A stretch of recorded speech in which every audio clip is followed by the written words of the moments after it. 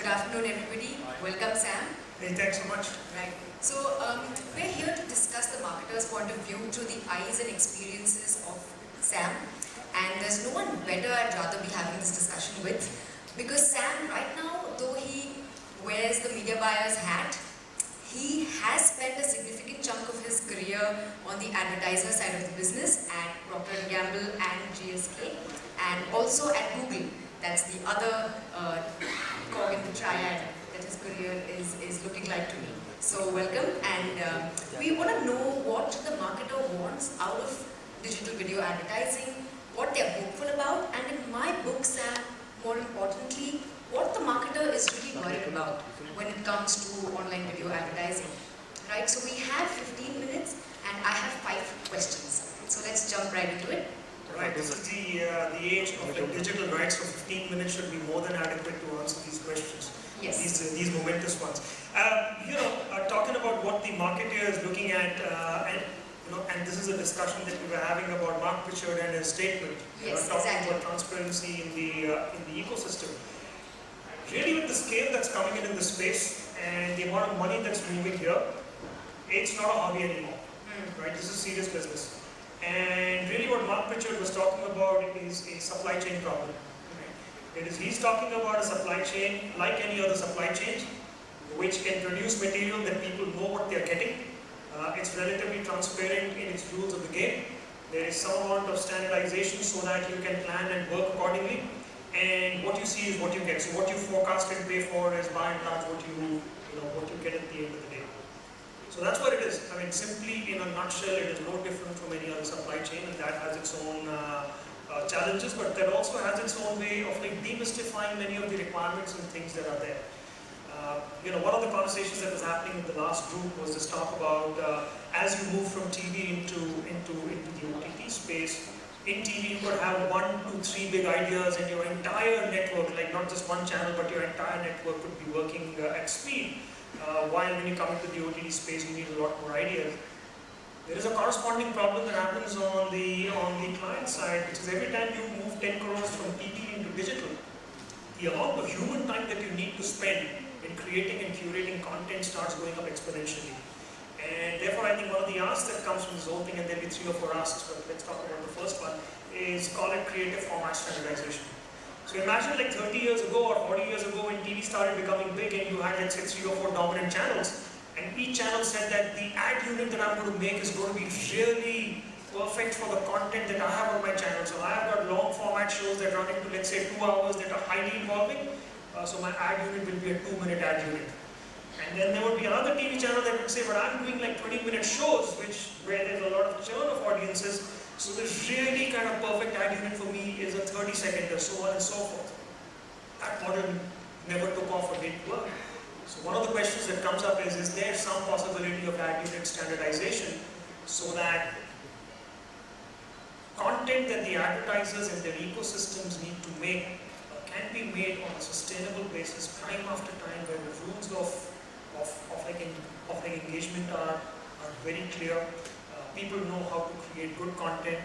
People can look at content before it is telecast or before it is put on air or into digital media, and be able to say will this work or not work. Okay. These kind of questions. So that's going to be one area of simplification. Yeah. So if I may interrupt, Sam, we'll come back to format standardization in just a bit. But you mentioned Mark Pritchard. P&G's Mark Pritchard has been grabbing headlines in global press, and what he keeps coming back to time and again is the marketer taking back control of his or her digital advertising spend. Now I want to know, what does that mean? What does taking back control mean in the context of the Indian marketer? Does it necessarily mean slashing digital spending? Does it necessarily mean going directly to publishers and cutting the role of the media agency and the media buyer in the middle?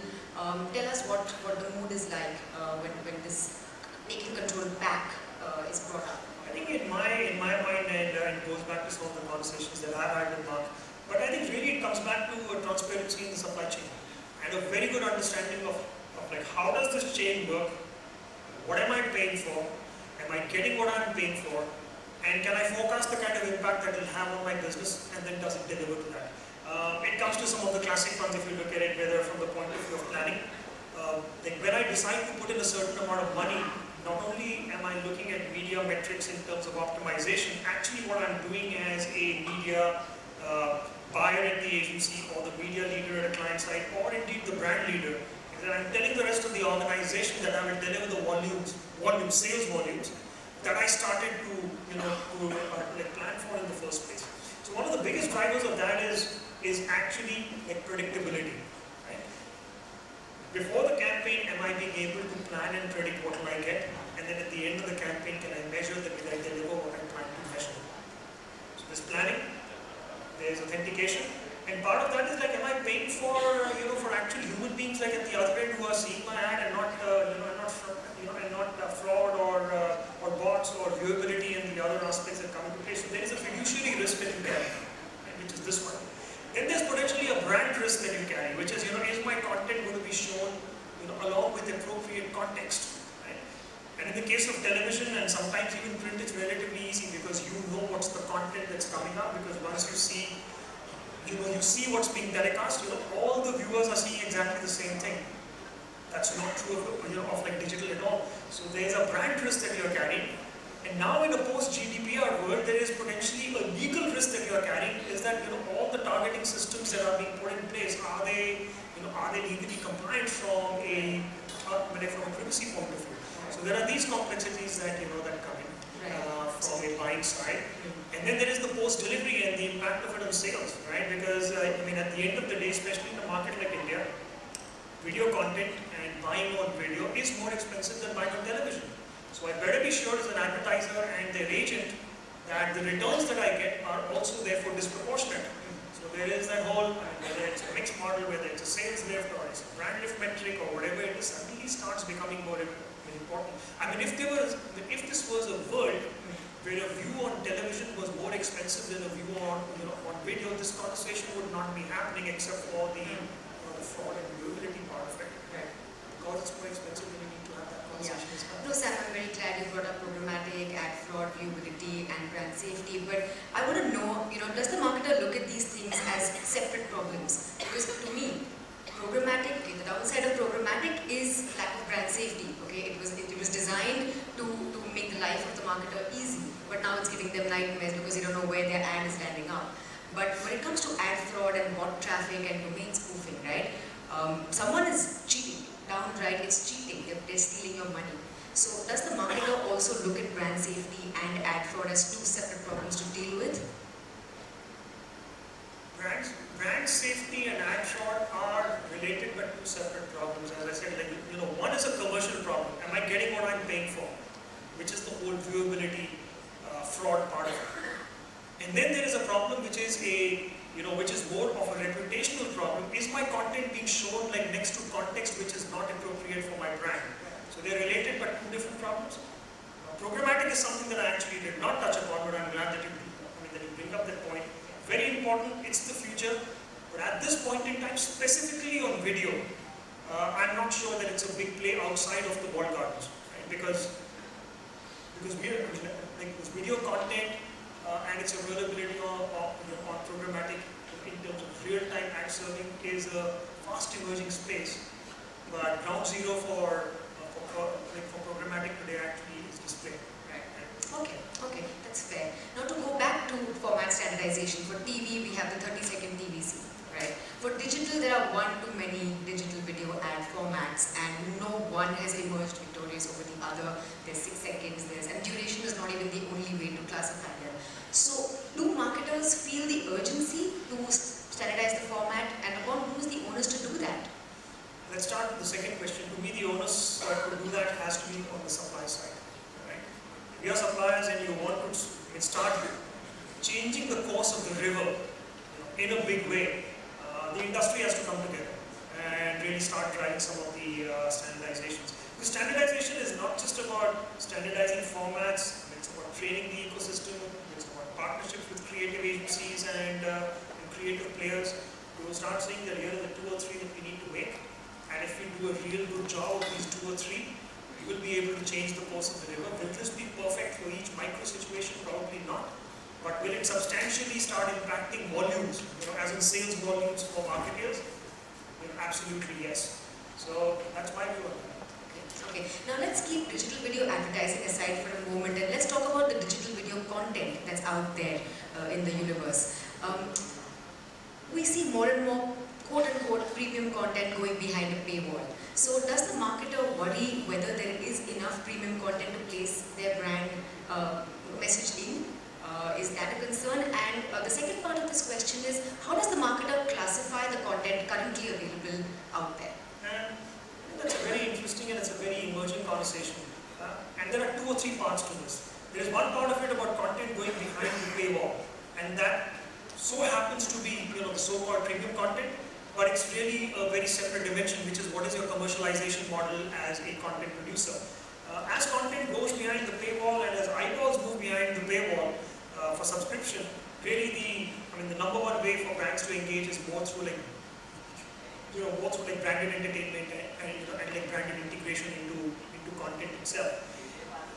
What's the concept of premium? If you look at kind of rewind, let's say 7 years ago, and people used to talk about YouTube and talk about the cat and the skateboard video, and that's not premium content. I don't think today anybody is saying that that the content that is largely available on YouTube is not brand safe and not content where consumers are leaning forward and watching. So my definition of premium content actually starts with consumers first. I really want to put them up on the pedestal, which is if a consumer is leaning forward and is highly engaged, and it is content and context which is brand safe, in my mind that's premium content. Right? Now there may be certain categories of that which give you an even higher return, say in terms of brand lift or sales lift, but to me it's a continuum. You can start with the Netflix and Amazon Prime on one side, you might go into a YouTube, you might go into a TikTok, with Facebook somewhere in the middle. It's a continuum. Okay, now the next question is a little HR-ish, but humor me anyway, Sam. How have the skill sets that marketers look for in a media buyer and a media buying team changed in the context of digital video advertising?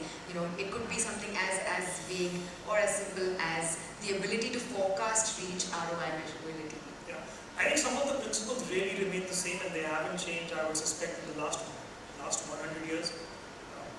Be the custodian of my brand, do no wrong. Come with a business first mindset rather than a media first mindset. Help me simplify. Bring me the shiny objects but also put them in their place. And really be a very trustworthy partner. It comes at that very simple level. In terms of how does it actually play out, I think one of the biggest places where it's playing out as video is becoming big is true media neutral conversations around video. Seeing everything, whether it's from premium television into let's say the YouTubes of the world, right down into let's say 3-seconders. Come to me with one point of view. What is the consumer point of view? What is my unique reach? What is the kind of brand impact that I can get from here versus here? And what's the relative cost? Therefore, where should I be spending my money and how often should I spend it? And show me one integrated plan. I'm not interested in seeing 6 different plans and now trying to figure out on how to do it. That's part of where this conversation is going back to. Life is a full circle, right? What goes around comes around. Integrated planning is once again becoming a big play because we are moving from a stage of little innovations and testing to a stage of, hey, this is now becoming a factory play. Okay, we've covered a lot of important points. I want to end with one question, hand on heart, Sam. Is there more hope or is there more worry? To me, it reminds me of one of those Chinese phrases where crisis and opportunity are both 2 sides of the same coin. There's hope and worry have to go hand in hand. Anything new, you always have to have hope. To me, it's like moving from hope to confidence. Actually, that's the change that I see. The hope is more about evangelism, it's in the future. I think the future is absolutely here today. Worry as a brand custodian, you always have to think a little bit more about what's the potential impact of the brand. When things are not as structured as, for example, they're on television, you need to do that part of it just a little bit more. It's a great place to be. Great, so let's throw that back to the audience before we go off stage. Hope, worry was the question. Is there more hope or more worry from the marketer's point of view when it comes to the imperfect universe of digital video advertising? Hope? No one is worried. Great. about it at the same time. Thank you so much, Sam. Thank you.